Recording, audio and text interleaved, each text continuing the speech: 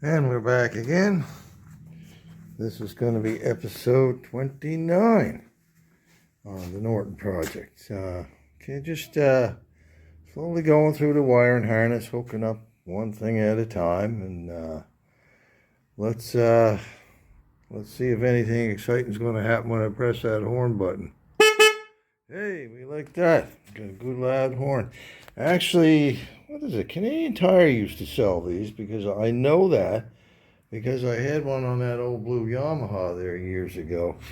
And eventually it just decided it didn't want to work anymore. But this one's in nice shape, obviously. And it works good. So yeah. So that's the first thing that's showing some life on this bike is the horn. I'm making some progress here. Let me turn the light switch on. You might be able to see, there you go, there's the glow of the instrument lights in there. So they're actually working. Now that first key position is pilot light. Second position's headlight. And here is high beam, low beam. And I'll go up here to this little indicator light. There, that's indicating high beam. So I'm slowly making progress here. Turn that old switch off, and that battery is really, really weak. So it's good though for testing this sort of thing. Next thing I got to do is hook up a ground wire, a dedicated ground wire to the frame. Because if I had that headlight on the bucket, it would ground, but the trouble is it's grounding through the bearings, and you don't really want that. You should always have a dedicated ground wire and not have your bearings taking that electrical load. It's not really a good thing. And another little hint here, tie your headlight on to something when you're fiddling around with this sort of stuff. I only had to break 2 of those lenses before I realized that I shouldn't take any chances and I should tie them on.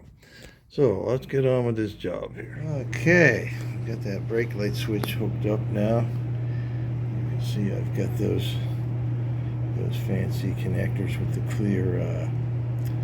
clear insulators on. Kind of pretty looking. Anyway, it comes down. I've put a bunch of heat shrink over the wire here to make sure it stays together nicely. I've zip tied it to the brake safety spring here. By the way, if you've got one of these Commandos and you don't have a brake safety spring, you really should get one.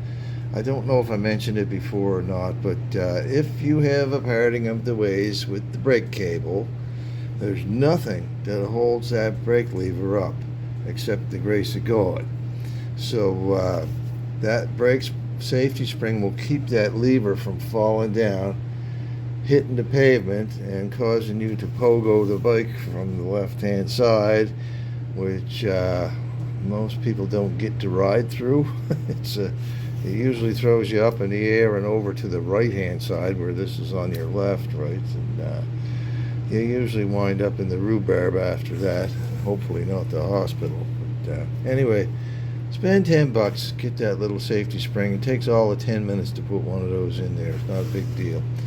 Anyway, the wire, of course, goes up to here with the heat shrink, and then I've just taped it up to that point.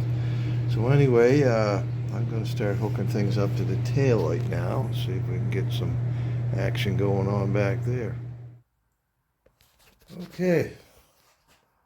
Don't know if my hands are long enough to reach here or not. Okay, it is. There's your tail light. There's your brake light. I did have a little bit of trouble with the switch, but all I really had to do was move it. It wasn't quite in the right position.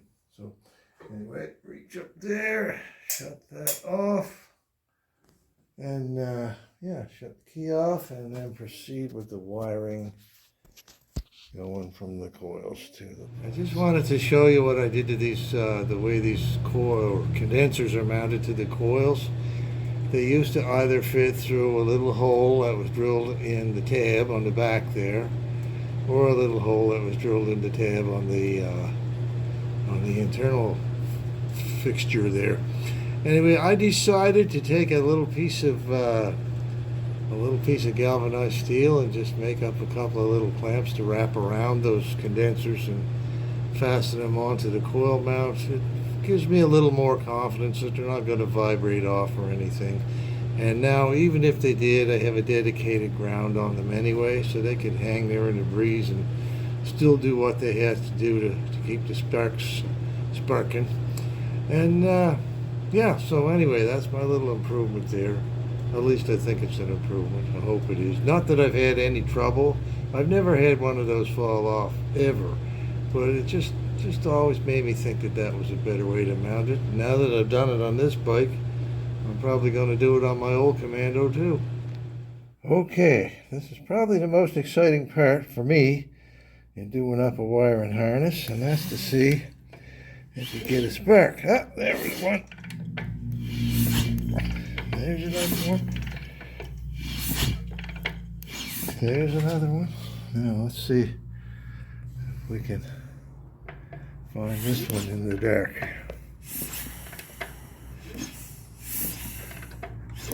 Yeah.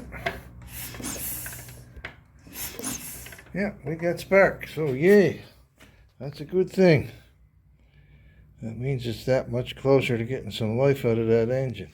Okay, I'm just about done with this wiring harness, so I'm going to put this, it's sort of like a split loom that goes on, but it's woven looking, so it looks really nice when it's on there.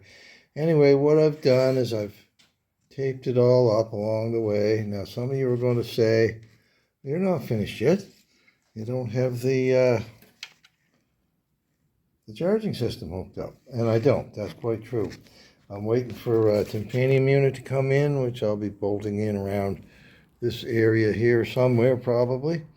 In the meantime, what I will do when I get that, I'll put my positive wire right on that blade. That way I don't have to cut into any other wiring or anything like that.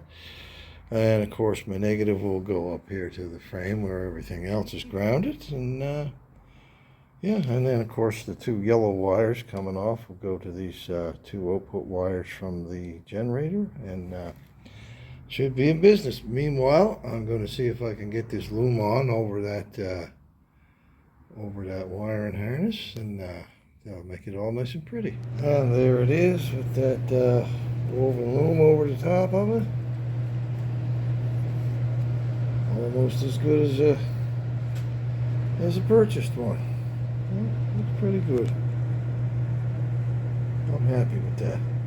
Okay, I got the capacitor, the blue thing on the spring there, all wired in there now too. That was really easy to do. Just one wire goes over there to the back of the fuse holder. I don't know if you can see that. Anyway, it comes out of the back of the fuse holder, so it is fused.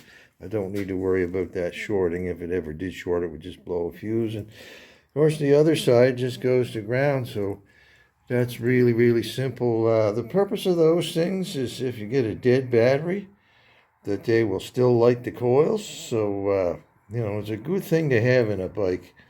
You can even run the bike, like I said, without a battery if you want to. But it's a little bit of insurance, you know, to have. I've even got one in that green T100 over there, you know, because, well, that'll start with no battery now too. But anyway, that wraps it up for now for the wiring. Like I say, I've still got the titanium unit to hook up to the generator output, but I can still run this bike up without that in place. And I can also check for AC output from the generator. That way I know, I'm quite sure that generator is going to work, because I put an ohmmeter across here long ago and checked everything out, and it checks out perfect. So I'm quite sure that's not going to cause me any issues. And as you know, if you're watching any of the other videos, there's a new rotor in here as well with nice fresh magnets in it. So I should be able to make all kinds of AC coming out those two lines there. But you know, like I said, there's no reason right now why I can't start this bike up. All I got to do is hook up the IV unit to the carburetors and see what can happen. So anyway, that'll be for another video. For this one here, I'm just going to say thanks for watching. You can like and subscribe if you want to, and we're getting closer all the time. Toodly-doo.